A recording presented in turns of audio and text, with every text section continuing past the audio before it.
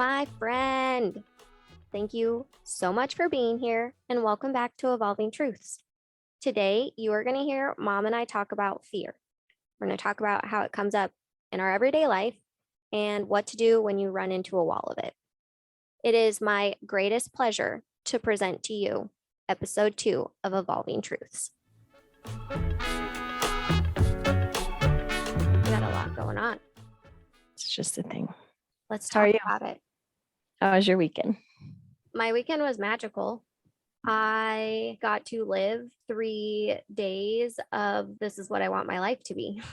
I published my website, alexusraecoaching.com is live. Brats. Thanks. We'll continue to update it. This is just the first pass, but I just bit the bullet and did it. Yesterday, being the anniversary of the accident, I just did everything that my little heart wanted to do. That meant pretty much staying in my own bubble all day and not really talking to people and reading.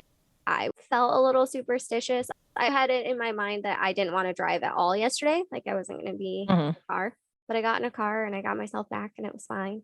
I just felt like a slow drive by of an old memory. When you drive through your hometown and drive by your house that you grow up in that no longer has family in it, that is, I think, what yesterday felt like in my body. Yeah. Did you have thoughts of it? Oh, yeah. I definitely thought about yesterday. Mostly I was thinking because this year we're backpacking now this weekend. So it's actually a weekend later than it was last year.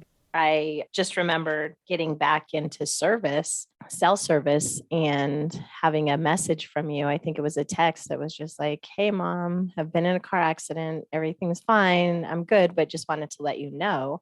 And then calling you and one just knowing, okay, you're okay. And then obviously we know everything that you had to go through this next year because of that. But yesterday I definitely was, that's like, I checked in with you like, hey, how are you doing today? What's going on? And then you're like, I took a nap, and I was like, okay, good. Like you were taking care of yourself. And I think that's good because obviously, as much as I'd love to, as a parent, I don't think it ever goes away. Be there, wrap you in bubble wrap, keep you safe. And I know I can't do that. So knowing that you have yourself more in a place where you can do those things for yourself. And then my role is to support that when you ask for it, give suggestions or input.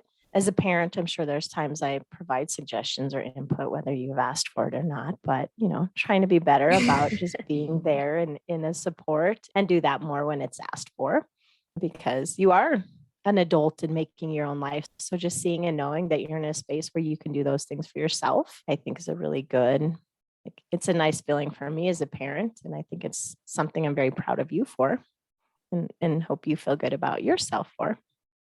I think I was expecting to cry or have this huge flood of memories, which I did, but I was having them Thursday night, Friday night, Saturday. I don't know. I don't really know what I was expecting, but my heart definitely felt tender, and I just wanted to wrap my own heart in bubble wrap. I hadn't come up with the analogy of driving by your childhood home before just now, and that feels really fitting. It's just this giant life mile marker. I just was focusing on the moment and less about last year. Now we're in this new life. Like, let's just keep trucking along. It doesn't mean that that's not still there. And maybe I still do need to cry, or I'll continue to cry because I'm still transitioning out of this grieving and mourning process. Yeah. But I'm really grateful to be alive. I'm grateful for that too. I'm going backpacking this weekend. So since I'm not going to be, available this weekend, I would also like you to be very safe with yourself. I can do that. I remember sending you that text message because I was going back and forth. Do I send it? Do I not send it? Do I wait for you to get in contact with me? Because I knew that you were out of service. And it wasn't like I just dropped the accident on you. I feel like I teed it up. I hope you've been having a great time. I've gone back and forth on if I send this or don't send this, but I just want to share the information. I was trying to be conscious of the situation that something major had happened and I knew that you were going to have feelings about it. So acknowledging that, I'm pretty sure I put in the text message. Yeah, I think you did. I mean, I'm sure I still have it. I can go back and look. I was going to see if I can find that. I would love that. You did. Hey, Mama, I hope you're having a really great time. I don't think you have service, but just in case, I was in a car accident. We're okay. Neither one of us are hurt. Just want you to know how much I love you and how grateful I am for you and proud to be your daughter. Can't wait to hear all about your adventure. Screenshot that, please. Mhm.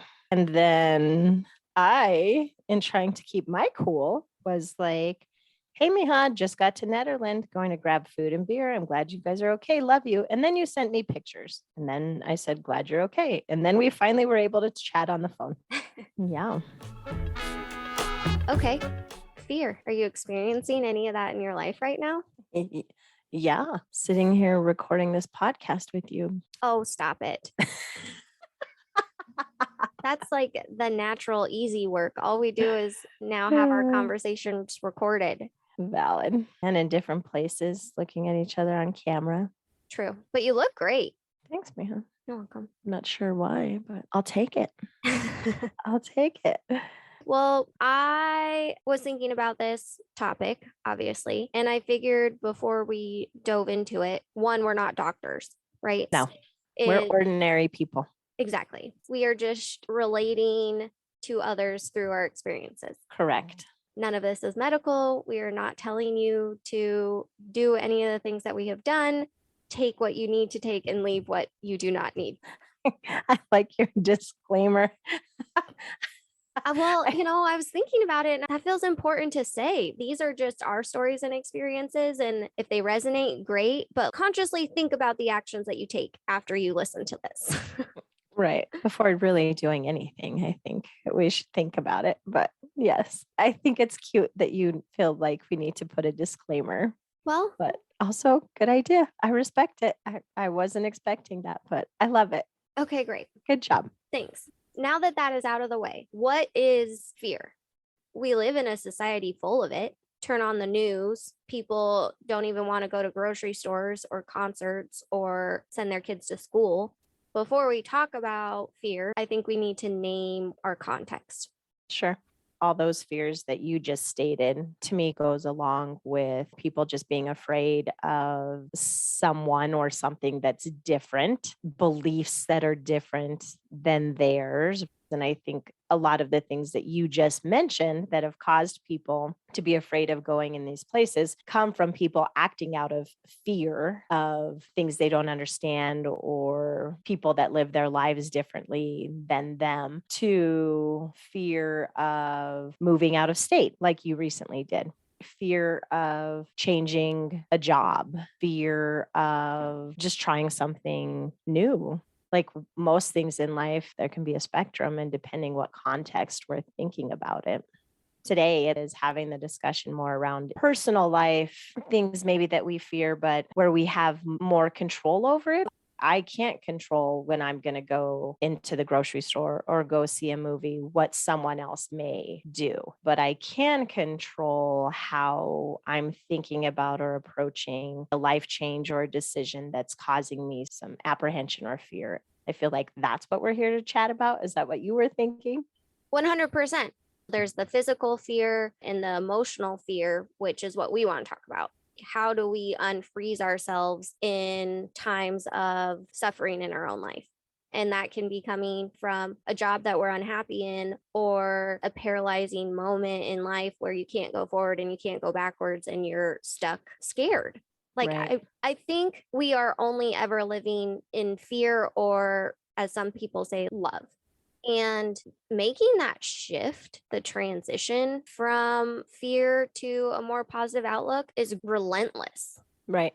Some of us might deal with more fear around making a change or having things come up than others do. So again, that spectrum piece, but the tools that we might use as we face things can be the same. Things that, you and I have found work for us, things that friends have talked with us about.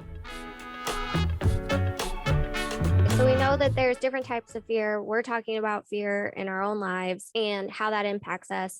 Everyone is going to have different layers of working through it.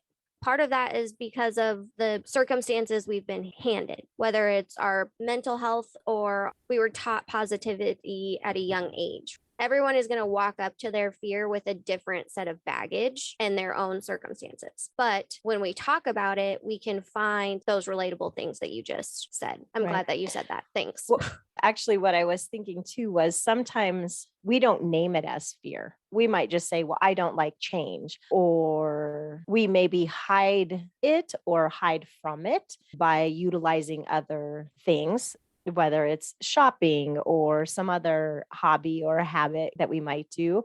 We maybe go to the other extreme and I guess overcompensate in terms of ignoring the fear. And that can be risky. We know our bodies don't lie. So it might come out then in either how we're treating ourselves or how we're treating our friends or family, probably those closest to us. If we're not taking a few minutes to address, no, actually, I do, because fear sounds like a big word. So It could be any moment of uncomfortability. I realized that when I am in my fear mind, I criticize myself. An example of this, I was working on my website. It was a new tool I had never used before. Found this platform that helps you build a website, yada, yada, yada. They had two options for editing your website, a predetermined template one that's for beginners, super user friendly. I chose that one to start. Then they describe the other one as more web designy, more options, more features. As I'm playing in the template, I'm realizing it's really not giving me the freedom that I want. So I switch it over to the other one and it warns you. It's like, once you switch this over, you can't go back. I'm like, okay, do it anyways. Did it. like a tattoo. But yeah, for real. No regrets. I switch over, start playing around with it. Most of the time when I'm learning new software, I'll play with it and I can figure it out. And I was doing that and I was at the end of the day, was half minded into it, but like half not, and started getting frustrated. I'm like, oh my gosh, I'm so freaking dumb for switching this over. I should have stuck to the template. I'm never going to figure this out. Obviously, this obstacle is too big to overcome, clearly. I shut my stuff down for the day after getting frustrated, went about the rest of my night, and realized later in the evening that is me telling myself that I can't overcome this. Like, I am scared. Obviously, I'm scared to launch this website. Obviously, I'm scared to be taking these next steps in my career and my life. It was like, oh, can't figure out the website. Might as well just throw up our hands and call it good. Right. Well, what the heck am I afraid of? I'm afraid I can't figure out this tool. Alexus Rae, I have never come across a tool that I couldn't learn. The only way this wins is if I don't do it. So the next morning, I found a YouTube channel that did tutorials on the entire website, went and found the 2 or 3 videos that I needed to watch, spent less than an hour or an hour on it. And by the end of that 8-hour work session at this coffee shop, I had my whole page built. Nice. That was fear. I realized like fear for myself is sometimes criticism. Yeah. As you were talking about that, I thought, what is fear disguised as in our life? Or how do we run from it? In this example that you just gave, beating yourself down, and we invest the time in talking poorly to ourselves and beating ourselves up. That shift that you made to the next day going, no, let me sit down and figure this out, being able to instead invest the time in a way that's actually going to serve us well. Oh, totally. The energy that we expend being mean to ourselves is energy that we can shift into creating positive in our life, in our Right. mood, and what we are committed to doing. I was even thinking, I'm going to share this, like you're training for a 55K run, I right? am. Yeah. And October 1st. you're going to crush it. But the past 2 weeks, you have been dealing with getting over COVID, and that's forced you to change how you're training. What thoughts have you been having? Because I'm pretty sure you're experiencing fear. Yeah, yeah, I definitely am. In addition to that, not feeling well and not being able to be training at the level that I was or feel like I want to or need to be right now. On Friday, I was getting ready to head out for the weekend and I had my hands full. I was walking out to the car in some flip flops that definitely need to be replaced. And I caught a stick in the flop. And next thing I knew, I was on the ground, like fell off the curb on the ground. And because my hands were full and I couldn't catch myself a whole lot, basically my right knee took the brunt of the fall. So Shannon, you I flopped in your flops? What the heck? I flopped in my flops. Yep. Yep. And I totally blame it on that stick. So my knee since then has been even just walking up and down stairs or getting up from a chair, like I'm feeling it in my knee. So now in my head, I start to go to that place of, great, you're sick. You're not being able to run. Now your knee's kind of messed up. What are you going to do about that? One of the things I think about it as we use this example and even talking about the website is just being willing to adjust. I think sometimes fear comes from this space of expectations. Expectations is a lot of times what leads to disappointment. In this case, we can even say fear. Things don't go exactly like we wanted them to or thought they were going to. We had this idea of what it's going to be, and it's not. Instead, just having to shift my focus. In my particular case right now, my focus is to get healthy. My focus now with my knee is to really shift and do some good mobility work to get it back where it is that it needs to be. I guess also having to give myself grace in that space. Like we have to do that.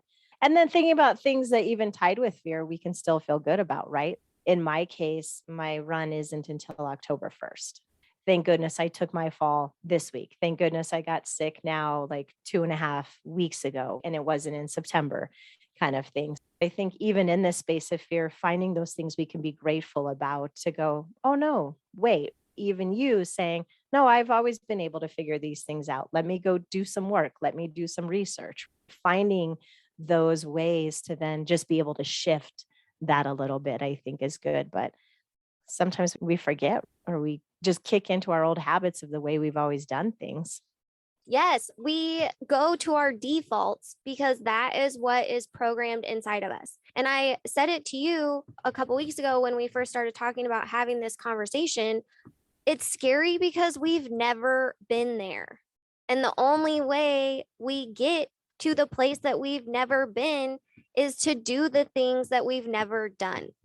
Right. I feel like it's so obvious in front of us, but we can't see it. And I know it's not obvious because even as I say that, my chest is like halfway open and halfway shut. I feel that in my body. That's where my emotions manifest, is in and around the center of my sternum. It's still uncomfortable. Since the day that I woke up after getting laid off, I knew that fear was going to happen. And I told myself, it is not going to win in this scenario. And I am still in it. Yeah. Yeah. And I Yeah. realize no one has the answer. We're just trying to freaking talk about it. Right. Growing up, actually, I think my parents had it. And then I'm pretty sure your dad and I shared it with you. Zig Ziglar was someone that I listened to a lot, loved his information and things that he talked about. And when he talks about fear, he uses it as an acronym, and it's false evidence appearing real. Because how often are we afraid of something that, one, hasn't even happened? Two, even as we think about it, it never does happen. It's these stories that we've told ourselves. And a lot of times comes from a place of self-doubt. That's where it's coming from. Yes, self doubt. It's coming from the fact that our instincts, our human body instincts, are trying to protect us from emotional damage. That is scientifically proven. We as human beings have evolved to survive. We used to have to be hunter and gatherers. We used to have to fight off animals. You're being chased by, everyone uses a saber-toothed tiger as their examples in this, of like, oh, you're being chased by a saber. You could be chased by a freaking lion. I don't care what you're being chased by. It could be Right. you're allergic to bees and you're being chased by a hive of bees, whatever. Our instincts kick in to save us. And now how we live life has become so much easier, and we're not under those physical stresses as much. Our mind has shifted to instincts kick in when we're experiencing emotions. Our feelings get hurt, or we're heartbroken, or something traumatic happens. Our body goes into that survival mode. Right.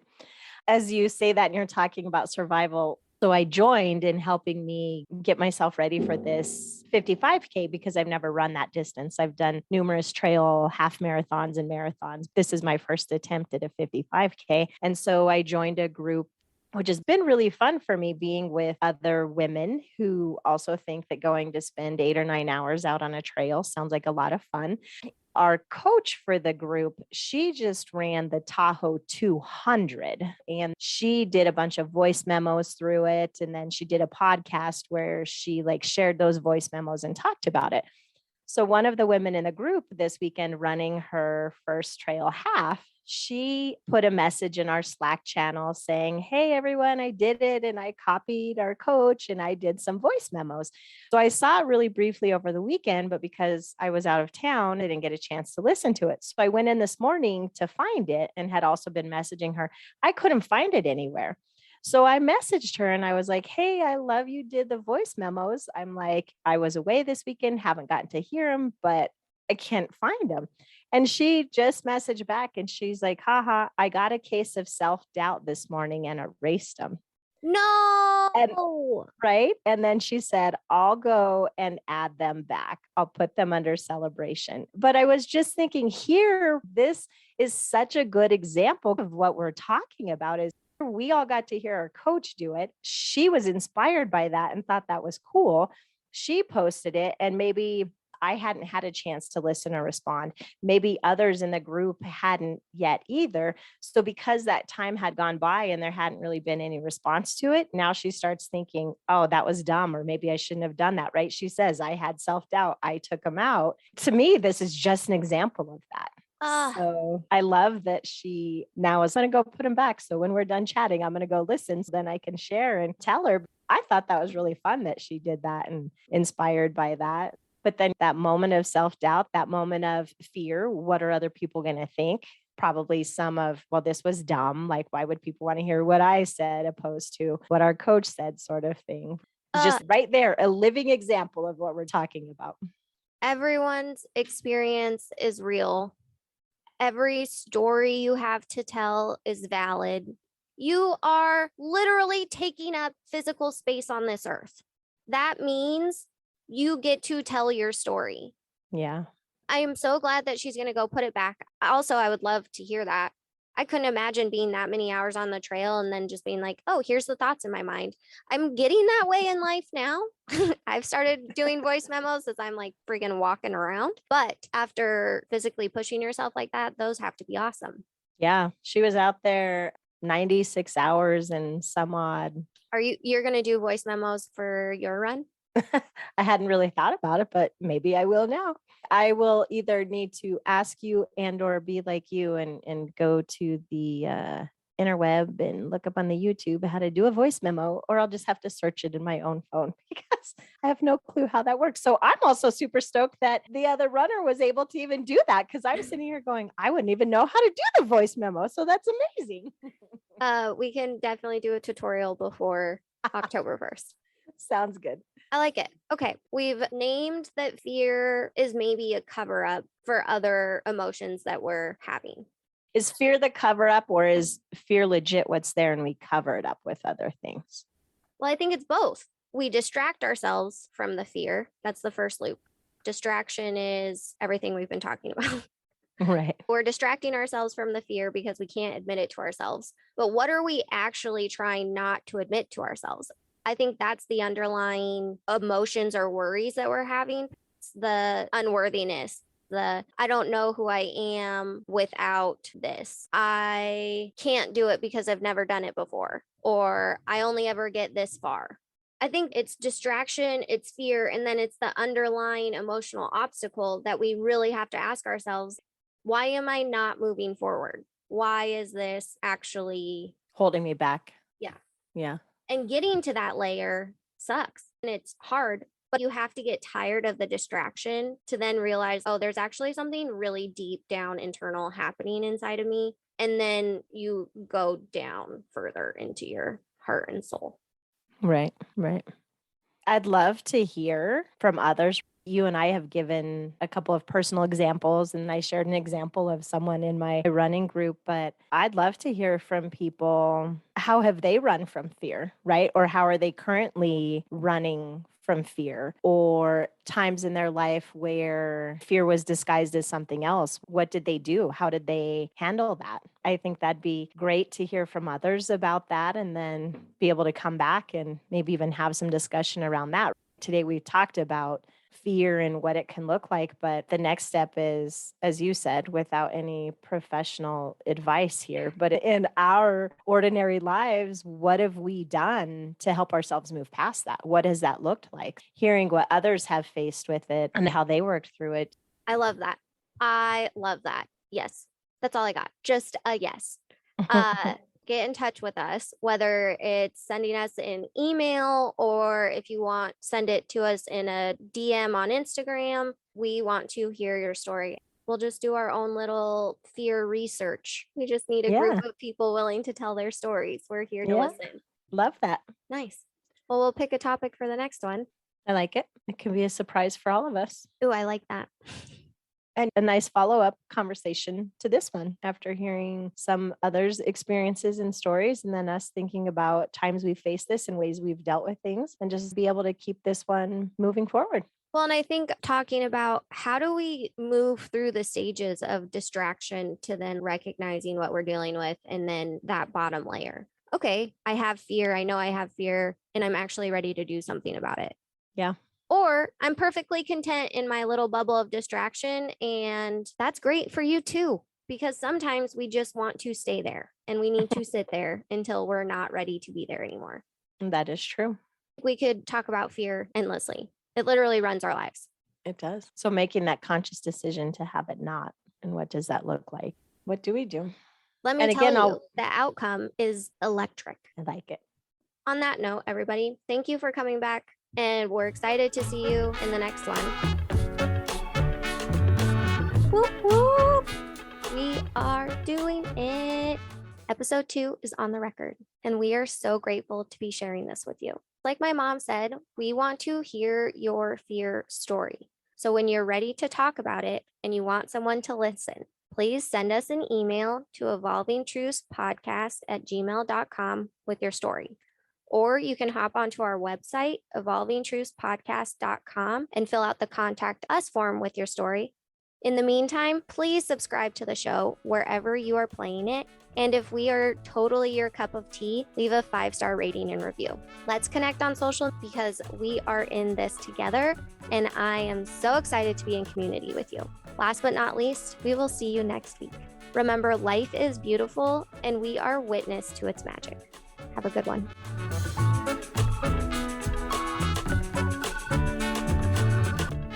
You are listening to the Evolving Truths podcast. The artwork for this podcast was created by Julie B. Salazar and is part of the Inner Landscape print series. For more information about Shannon and Alexus and to find more ways of connecting to this network, visit evolvingtruthspodcast.com.